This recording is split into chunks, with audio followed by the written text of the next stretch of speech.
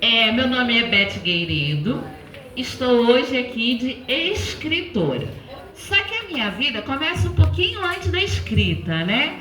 Eu comecei na área de saúde há uns 3 décadas, mais um pouquinho. E depois eu fui para a área de educação. Passei mais algumas décadas também na área de educação, né? Já viu que eu não sou tão novinha assim, né? Então, eu sempre gostei muito de cuidar das pessoas. E há 2 anos atrás eu me aposentei. E aí, com a aposentadoria, primeiro a gente sonha com a aposentadoria e ficar em casa, né? Depois a gente descobre que quer voltar a trabalhar. Né? Ficar em casa é muito chato, gente. Muito chato. A gente precisa de objetivo, a gente precisa ter movimento na nossa vida. E aí, eu resolvi continuar cuidando dos outros através da literatura. Por que eu resolvi ir para essa área? Porque quando eu estava lá na área de saúde, eu descobri o seguinte: muita gente adoece por vários fatores, né? E eu sou fisioterapeuta, tá? A minha formação é fisioterapeuta. Então, muitas das mulheres chegavam nos hospitais, nas unidades básicas de saúde, dizendo assim: tô com uma dor na coluna, é porque eu tenho uma hérnia de disco. Eu descobri uma hérnia de disco, tô com muita dor na coluna. E aí eu parava aqui com meus botões e falava: nossa, eu tenho 3 hérnias de disco e não tô com tanta dor assim. E aí chegava uma outra paciente e dizia assim: eu tô com fibromialgia. E aí eu dizia assim: pois é. Aí chegava um outro com herpes zoster. Também dói, né? Uma dor na cervical, como dói. Dói mesmo. Mas sabe o que eu estava ouvindo quando essas mulheres falavam essas coisas para mim? Que existia alguma coisa que ia além da parte clínica. Porque quando a gente pegava os exames, não justificava aquela dor. Mas a dor é real. É real, ela existe e dói muito, muito mesmo. E aí a gente começa a perceber que por trás, quando a gente fala de saúde, a gente fala no bem-estar físico, emocional, energético e social. Então, por trás de cada dor dessas mulheres, existia algo que ia além da clínica, entendeu? Existia alguma coisa, existia um filho, um marido, uma questão social que agravava aqueles sintomas. Então a gente realmente, como fisioterapeuta, eu fazia meu trabalho de fisioterapia, mas eu acolhia o paciente, eu ouvia o paciente. Eu trabalho com práticas integrativas, né? Então, na prática integrativa, a gente fica muito amigo do paciente, porque você sabe da vida inteira do paciente, né? Eu quero saber tudo que ele faz. Ele fala da dor, eu digo: não, mas como é que tá a sua casa? E o seu marido, seu namorado? Eu quero saber da vida toda, né? Porque o paciente é um todo. E nisso você acaba criando elos, e muitas histórias começavam a surgir. E nessas histórias, tinha uma que me chamou muito a atenção. E quando eu comecei a escrever, eu resolvi começar por ela, que eram os relacionamentos abusivos. Muito daquelas fibromialgias, cervicalgias, lombalgias, tinha uma coisa por detrás, que era uma relação que muitas das vezes a mulher sequer percebia. Se vocês olharem esse livro aqui, a capa dele, olha, existe um véu. Sabe por que existe um véu? Porque muitas das pessoas que estão no relacionamento abusivo, elas não conseguem se perceber. Até porque, como a Luciene estava falando, né? A história, a gente ainda acha que a violência é a sexual e a física. Por isso os feminicídios continuam aumentando. Porque, na verdade, antes da violência física, antes dessas violências, houve uma violência emocional, uma violência psicológica, como a gente chama, uma violência moral e uma violência financeira, sabe? Antigamente, os homens também costumam sofrer violência, mas menos do que as mulheres, as estatísticas provam, tá? Assim como as mulheres negras acabam sofrendo mais a violência do que as mulheres brancas. A violência acontece com todo mundo. Todo mundo está sujeito a esse tipo de violência. Mas como a gente estava falando aqui, não é para falar coisa triste, né? Por que a gente tem que falar da violência? Porque quando a gente fala de política pública, eu preciso rastrear essa violência. Porque o primeiro passo é saber que essa violência acontece e aonde ela acontece. Depois que eu descubro aonde ela acontece, eu vou criar políticas públicas para acolher essa mulher. Essa mulher tem que ser acolhida de várias formas. E também vou trabalhar a nível de prevenção na educação, falando com as nossas meninas e com os nossos meninos também. Na verdade, eles são ótimos ouvintes e, coitados, eles também só estão repetindo os padrões. E se você começa a despertar nesses meninos que eles são filhos de mulheres, que eles têm irmãs e que eles não gostariam que essas coisas acontecessem com elas, eles começam a refletir sobre isso, tá? Isso é extremamente importante. Então, esse livro surgiu com essa proposta, né? Esse é o volume 1. No volume 2, nós vamos abordar o quanto idealizar uma relação perfeita, um final felizes para sempre, também prejudica os relacionamentos. Isso impede da gente viver os relacionamentos como eles são, na realidade. Também, no terceiro livro, nós vamos falar sobre a maternalidade sem culpa, porque a maternalidade também adoece, né? Os nossos filhos, que é para ser aquela coisa linda, maravilhosa, extensão nossa, também às vezes adoecem. É essa relação, né? E aí vamos estar falando da maternalidade solo, da maternalidade adotiva e da maternalidade das mães dos meninos do tráfico, que também adoecem. Eu trabalho numa área de vulnerabilidade e essa é uma grande causa também de adoecimento das mães, tá? E no quarto, solidão na terceira idade, né? Porque a solidão na terceira idade adoece muito. Por isso que fazer projetos para o idoso é extremamente importante. Quando você pega vários idosos e coloca ele numa pracinha fazendo uma atividade física, quando você faz, a gente tem umas rodas de fuxico. A minha mãe tem 91 anos e a minha mãe é uma artesã. Na verdade, ela sempre foi uma artesã. Então, sabe o que a gente faz? A gente faz fuxico, junta várias mulheres para fuxicar, entendeu? E nessa história do fuxico, a gente não só vai costurando as peças, como a gente também vai costurando as nossas dores. E elas diminuem quando a gente costura sozinho, quando a gente está em grupo, né? E dançar também faz muito bem, né? Então, no nosso grupo, a gente também tem o pessoal que trabalha com a dança. E aí, voltando para quem, anjo ou demônio, ele vai contar a história de uma Helena. Ele é baseado em fatos reais, mas na verdade ele não é uma única paciente, ele é a soma de várias pacientes, né? E você vai começar a contar nessa história a história da Helena. A Helena, ela conhece um rapaz, vive com ele durante 2 anos. E em determinado momento, no início do livro, sabe o que ela descobre? Que o Carlos, que vive com ela 2 anos, acabou de se casar pela internet com uma menina de 23 anos. E por incrível que pareça, essas histórias são bem reais. Ai, tem uma abelhinha aqui. Tudo bem que eu sou doce. E aí, a Helena descobre que o Carlos casou com uma outra mulher. Quando eu vi essa história pela primeira vez, eu achei absurdo. Mas eu descobri que isso acontece. Depois das rodas de conversa com mulheres, eu descobri muitas histórias parecidas, né? Então, em determinado momento, aí ela descobre que o Carlos casou. E aí volta o livro contando desde o início do relacionamento, onde ela não se percebia no relacionamento abusivo, né? Ele era tão lindo, maravilhoso, que o tempo... Então, aí ela vai contando a história e em determinado momento a enteada dela chega para ela, eles estão no carro. E aí lá no carro, o que acontece?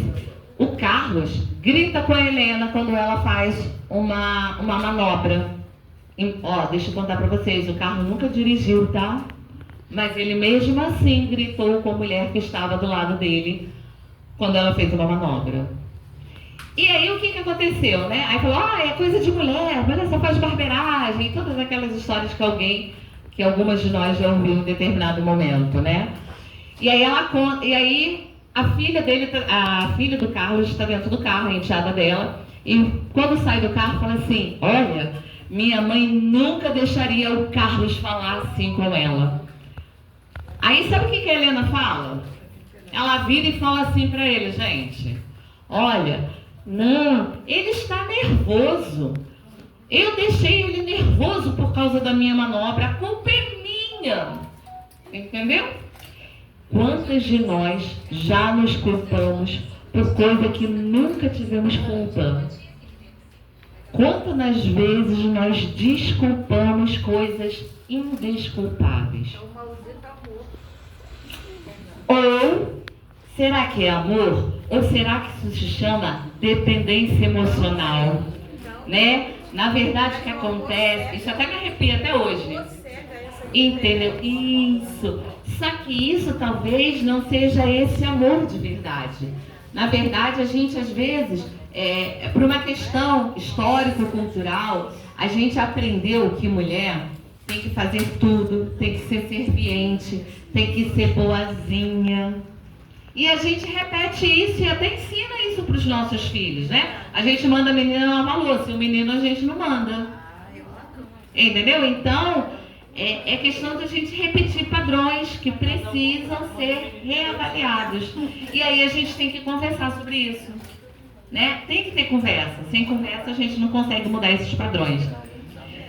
E isso não é amor, é dependência. Por isso que você vai ter gente de várias níveis intelectual. Você vai ter gente com poder aquisitivo mais baixo, gente com poder aquisitivo mais alto que vive uma relação de dependência. Nas minhas rodas de conversa, eu já conheci juízas que passavam relacionamento abusivo, que depois de várias palestras elas abriam a boca chorando, me contando histórias bem feias. E sabe como essa mulher se sente? Envergonhada. Ao invés dela envergonhar esse homem que está abusando dela, ela que se sente envergonhada. É ela que parece que tem culpa sempre, entendeu? Aí se ele não trabalha muito, se ele vive enrolando, a gente diz assim, não, ele foi trabalhar, tá? Ele foi trabalhar. E aí às vezes aquela mulher arruma 2, 3 empregos, e aí ele arruma um, menos um, né? Quanto mais a mulher trabalha, menos o homem trabalha, né? Não é pra ser assim, ok? Nem todo mundo vai acontecer assim, mas é importante a gente estar vendo que isso continua acontecendo, entendeu? Continua acontecendo. E aí, né? Eu não sei quanto tempo que eu tenho pra falar, porque eu falo pra caramba. Mas a gente pode conversar mais vezes. Vocês já repararam que eu adoro uma boa conversa, né? Já conversei com a Poliana, a hora que ela quiser, a gente marca uma conversa e a gente vem aqui bater um papo. E aí, deixa eu continuar aqui no livro. Oi? Antigamente, né, a família, as mães, tinha muito isso. Ruim com ele, pior sem ele. Ruim com ele, pior sem ele. Gente, essa frase é terrível. Vocês já pararam para pensar também como a mulher é considerada bem-sucedida quando ela tem um homem do lado? Uma mulher divorciada que tenha 3 apartamentos, pós-graduação, mestrado, doutorado, que seja sozinha, sabe como que os outros olham e diz? Coitada dela, ela não tem ninguém. Tem tudo e não tem nada. Não tem ninguém, não tem nada, tem tudo e não tem nada, né? Mal amada. É mal amada, gente. Não é assim que acontece? E olha que essa mulher tem tudo, né? Olha, ela tem o carro dela, ela vai e volta, mas ela é mal amada, ela não tem ninguém. E quantas mulheres continuam com homens casadas, e aí, ó, chega lá, dá até beijinho assim, ó, na porta do consultório. Aí quando fecha a porta do consultório, é outra realidade. Outra realidade. bem diferente daquela que os outros vê. Então, não se iludam, não se comparem. Isso é uma coisa extremamente importante. Às vezes a gente começa a se comparar com o outro, mas a gente se compara com aquilo que a gente vê no outro. Necessariamente o que você vê não é uma realidade, né? E aí você começa a se comparar achando que é tudo... Poliana, tá na hora? Não, pode. Ah, tá. Quando tiver que eu falo assim, ó. Tá bom. Então... Oi? Não, porque eu falo, né? Mas... Ela é bem discreta. Bem discreta, no relógio. Então, porque é importante, sim, a gente repensar nessas coisas. Porque elas acontecem e vão continuar acontecendo se a gente continuar jogando para debaixo do tapete. Porque, assim, embora seja muito comum, as pessoas têm até vergonha de se pronunciarem. De dizerem assim, eu estou dentro de um relacionamento que não é legal. Muitas mulheres. Muitas mulheres têm vergonha. Porque não é fácil. Não é fácil. A gente de fora, às vezes olha e diz assim, essa mulher tem tudo. Ela tá porque é. Sem vergonha. Tá porque quer. Gosta de apanhar. Vocês já ouviram essa frase? Nossa, eu já ouvi tanto. Teve um dia que eu cheguei ali na UBS, aqui, e aí o meu filho tinha caído. Eu sou uma boa contadora de história, tá, gente? Porque eu costumo usar as histórias pra gente ilustrar. E aí eu tava na UBS, tinha levado meu filho que tinha quebrado o dedo pra fazer um raio-x. Cheguei lá, eu encontrei uma mulher que tinha feito uma fratura de braço, assim, só de olhar, né? Eu também sou técnica em radiologia, eu falei, gente, fratura completa dos dois ossinhos do antebraço, é cirúrgica. Só de olhar eu já sabia que era cirúrgica. E aí eu falei assim, a senhora caiu da onde? Da bicicleta, né? Achando, porque tinha que ser uma coisa... Aí primeiro ela disse, não, eu escorreguei e caí. Eu falei, nossa, que escorregão, né? Aí, eu não podia também dizer que eu já sabia o que era, mas aí eu comecei a conversar com ela. Eu falei, às vezes acontece isso, né? E aí eu comecei a falar do meu livro, sabe? Eu não estava falando dela, não. Eu estava falando do meu livro. E aí, quando eu comecei a falar do meu livro, ela foi no banheiro. Quando ela voltou, ela já tinha melhorado, né? Porque ela teve uma catarse, que a gente chama. E quando ela voltou, ela falou pra mim assim, já era uma senhora de 60 anos. Ela disse que ela ficou num casamento durante 25 anos. Aí ela apanhava muito desse homem. E ele foi atropelado aqui de bicicleta aqui na RJ. E aí ela falou que ficou muito feliz quando ele morreu. Eu imagino que anjo devia ser esse homem, né? Pra ela ficar feliz quando ele morreu atropelado, né? E aí ela falou assim, eu fiquei muito feliz quando ele morreu. E aí eu olhei e falei assim, ok, né? Aí eu falei assim, mas e agora, você tá bem? Porque aí eu sabia que ela não tava, né? Aí eu falei, e agora, você tá bem? Aí ela falou assim, eu arrumei uma pessoa da igreja. Aí eu, e aí? Eu já conversei com o meu pastor, né? Mas, sabe, aconteceu, né? Tá acontecendo, tá repetindo, tá fazendo a mesma coisa. E aí eu não tenho coragem de contar pra ninguém. Eu tô falando pra você que é uma estranha. Porque a gente que é estranha é mais fácil de ouvir essas histórias, né? A gente estranhamente ouve melhor essas histórias, né? E aí ela contou. Ele tinha chegado bêbado em casa e tinha agredido ela e quebrado os 2 ossinhos dela de novo. Bebeu. Né? Eu ainda pensei em falar nisso, mas eu não falei não. No momento eu só acolhi, né? E aí eu fiz o que eu faço de sempre, que é acolher essa mulher, falar que a gente pode sair dessa, que tem como ela sair, que ela não precisa, e que ela procure, inclusive, outras igrejas, que nem todos os pastores pensam assim. Até porque eu ando fazendo um trabalho nas igrejas muito interessante, conversando sobre isso com os líderes espirituais. Que Deus, gente, Deus não quer ninguém triste, gente. Você acha que Deus quer alguém sofrendo? Claro que não. Não tem Deus, não quer ninguém sofrendo. Deus quer as pessoas felizes. Tá? E, voltando ao livro, né? O que vai acontecendo? A gente vai contando todas essas histórias. Você já viu que a gente tem história aberta para contar no livro, né? A gente está contando a história da Helena, mas a história da Helena, ela não chega a uma agressão física. Ah, por que você não falou nada de uma agressão física? Porque é uma coisa para relaxar. O meu objetivo com o livro é que as pessoas se identificassem com algumas passagens, que são passagens reais, e mediante essas passagens, elas tomassem resoluções diferentes. Entenderam? Então eu não contei. Mas a Helena, ela vai ficando muito triste. E quando a gente se percebe no relacionamento abusivo, uma das coisas que... eu vou acabar caindo, né? Vou fazer vídeo cacetada. É bem cara de Beth.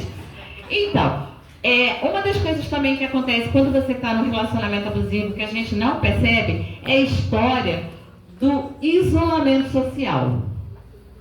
Quando você está num relacionamento desses, é assim, a amiga nunca presta. É uma má companhia para vocês. Ah, quando você está no relacionamento abusivo também, que você diz assim, eu quero sair para fazer ginástica. Para quê? Só tem menina sarada. Você tá gorda. Acabei de ouvir isso aqui, gorda. Entendeu? Então, sabe por quê? Porque o abusador, o que ele precisa fazer? Ele precisa minar a sua confiança. A mulher, né? Ontem eu estava num evento, e era um evento que tinha muita dança. E aí a gente estava lá dançando, né? Só que a gente trabalha o tempo inteiro, a mente da gente fica fluindo. Eu tenho uma bailarina que trabalha com a gente, e a gente estava dançando. Aí lá no momento da dança, daqui a pouquinho eu olho pra ela olha pra mim, eu falo assim, acabei de ter uma ideia. Aí ela falou assim, aí a gente vai montar um evento assim, isso no meio de um outro evento, a gente tendo ideia de trabalho. Por quê? A gente falou assim, a gente podia fazer um vídeo assim, a gente dançando toda feliz. Aí depois a gente pode começar a fazer um vídeo da gente dançando assim, ó.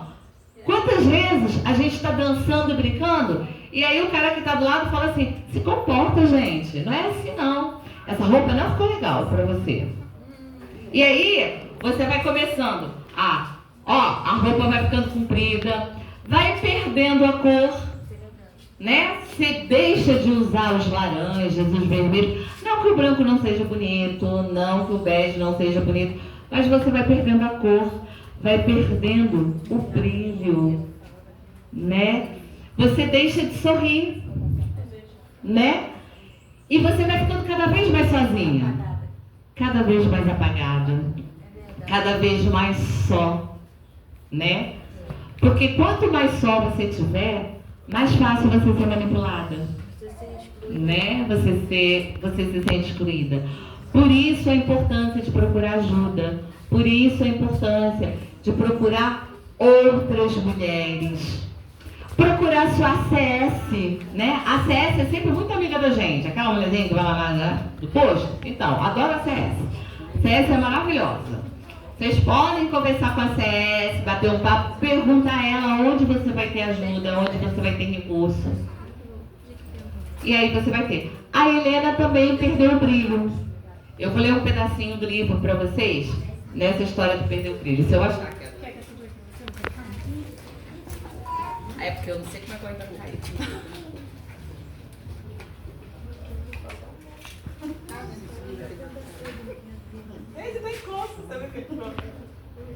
Na nossa próxima reunião, entendeu? Mas acontece assim, ela na verdade, qual é a cena? A cena é assim, imaginem, vamos fazer teatro agora, a cena é assim, o Carlos está sentado porque ele vai fazer uma live, né? Ele é um cantor de rock, esqueci de dizer isso, ele é um cantor de rock, vai fazer uma live porque estão saindo da pandemia. Aí ele fala pra Helena assim, amor, pega o chapéu pra mim, uma blusa que tá dentro do armário. Aí ela vai e abre o armário. A Helena sempre gostou de cores alegres. Então ela gostava de vermelho, ela gostava de laranja, ela gostava de cores muito fortes. Finalzinho do capítulo 4, Beth. Final do capítulo 4. Você viu que ela leu, né? Ó, porque é sempre assim, né? É sempre assim, ó. O nome do livro é Anjo ou Demônio. Por quê? Tem hora que eles vão virar assim, aquela coisa ruim, né? Depois, gente, eles são anjos, né? São muito bonzinhos. Aí ela pega, levanta, né? E vai pegar, abre o armário. E ela gostava de coisas assim, de muito brilho. A Helena gostava de brilhar. E aí, quando ela abre o armário, ela vai vendo que não tem mais roupa colorida. O brilho desapareceu. Quando ela fecha o armário, ela se olha no espelho. Ela não é mais a mesma Helena. Ela se deshelenizou. Quantas de nós nos deshelenizamos por causa do outro, né? Então, e aí, né? Depois ele faz o cafuné nela, né? Exatamente isso. Ela vai, deita no colinho dele, faz o cafuné e ela... Ai, ele é tão bonzinho, né? Ele é tão bonzinho. Ele nem me bate. Nem, não enxerga, gente. Não enxerga. E aí, depois disso, a Helena, né? Ela começa a ter alguns sintomas que a gente chama sintomas psicossomáticos, né? E aí a gente tem vários sintomas psicossomáticos. A gente falou da fibromialgia, que a gente falou que dói pra caramba, né? Então, a fibromialgia, ela é desencadeada por estresse. Que a fibromialgia é dor nas fibras musculares. E é uma dor muito intensa. Por que é uma dor muito intensa? Porque é dor que começa no sistema nervoso. Todas as dores que envolvem o sistema nervoso dói pra caramba. Porque Papai do Céu é um cara muito esperto. Ele botou as dores do sistema nervoso para doer muito, para que a gente fique alerta. Sério, não é uma dor qualquer, é uma dor de alerta. Tem uma coisa muito ruim que a gente precisa modificar. Entenderam por que é uma dor do sistema nervoso dói muito? Preciso buscar ajuda. Só que às vezes as pessoas têm vergonha de buscar ajuda, né? Quando você fala assim, vamos no psicólogo. Tenho nada, não sou maluco. Não é verdade? Quantas vezes a gente diz que a gente não é maluco? Não vou cair não, vou tentar passar. O evento todo sem cair. Então, e aí acontece essas histórias que a gente falou, né? Que você vai perdendo o brilho e ela começa a adoecer, né? E aí são várias as doenças. As doenças de pele estão muito relacionadas às doenças psicossomáticas. As doenças da coluna lombar, porque não é a doença na coluna lombar. Por exemplo, hérnia de disco, todo mundo vai ter quando envelhecer. Todo mundo vai ter. Mas é a percepção da dor. A percepção da dor está relacionada ao sistema emocional. Então eu posso ter uma hérnia de disco e não perceber nada se eu estou feliz. E eu tenho uma hérnia de disco que dói pra caramba, porque eu não estou tão feliz assim. Tá bom?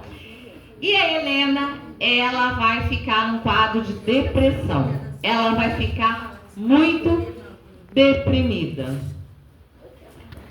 À beira de pensar em tirar a própria vida, né? Porque a história do suicídio é uma das coisas que também nos preocupa muito e que muitas das vezes também se relacionam a essas histórias. Mas, como eu falei para vocês, que é pra gente ficar alegre, não é pra ficar triste com o livro, né? O livro é só pra gente fazer uma reflexão, se encontrar e tentar fazer a diferença. Poliana, será que agora você pode segurar aqui o microfone? Então, por que o livro é para ficar feliz no final? Ó, se vocês repararem, o livro vai começar assim, ó. Tá vendo? Como livro normal, contando várias histórias. E chega em determinado momento, o livro, ó, ele fica como? O livro fica como? O livro fica de cabeça para baixo, sabe? O livro fica igual à história dessas mulheres. A vida fica de cabeça para baixo. E é nesse momento que a gente faz um convite a vocês. Virem o livro e façam uma nova escolha. Uma nova escolha. E escreva um novo capítulo. Eu convido a vocês a assumirem o protagonismo da vida de vocês. Tá bom? Todas nós podemos fazer escolhas diferentes. E escolhas diferentes geram resultados diferentes. Então, bora escolher coisa diferente. Bora escolher coisa que faz a gente ficar feliz. Bora investir na gente mesmo. Entendeu? Bora acreditar que se eu escolho o melhor caminho para mim, eu sou capaz de fazer feliz o homem que está ao meu lado. Bora! Né? Bora? Bora! Isso!